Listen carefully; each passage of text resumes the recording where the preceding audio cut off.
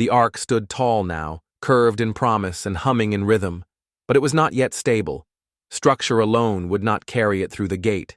It needed ballast, memory, gravity, time. So the survivors turned to the elements.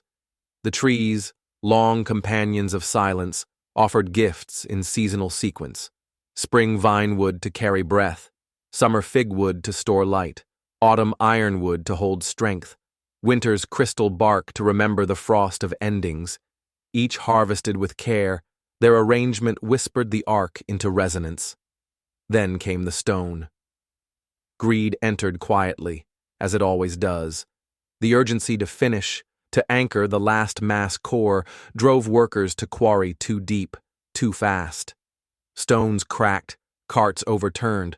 One group attempted to levitate a boulder using fig leaf pulleys and ended up launching it into a ceremonial bath. Todd, in a toga and a miner's hat, declared the first Stone Olympics underway. Chaos followed, hilarious and echo-prone. Amid the laughter, fires were lit. The forge masters, armed with ARK Stone equations and sacred patience, smelted metals for shielding and strength, gold for flow, copper for memory, resin for resilience.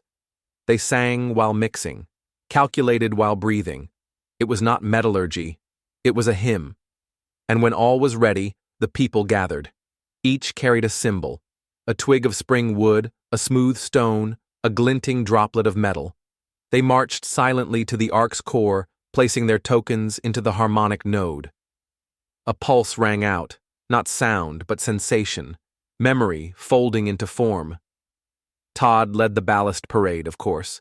Beasts wore leaf armor. Children danced with pebbles strapped to their ankles. One goat recited a poem backwards. No one questioned it. The absurdity became sacred, because in that moment they understood. The weight the Ark needed was not mass. It was meaning. Science Prophets of the ARK Stone Timeline by Nada Stroll. Read free on Amazon now. And thus, the promise is not in the past, but in the playback. This has been Ark of Promises, where the timelines twist, the oaths echo, and the covenants sometimes moonwalk into paradox. If today's revelations felt like divine déjà vu, or cosmic déjà heard, good. That means your soul is still entangled with the storyline. Before you return to your regularly scheduled dimension, don't forget, follow us, unless you prefer getting lost in your own multiversal garden. Like this podcast, because algorithms are the new prophets. Subscribe, so you're first in line for the next ripple through the resurrection lattice.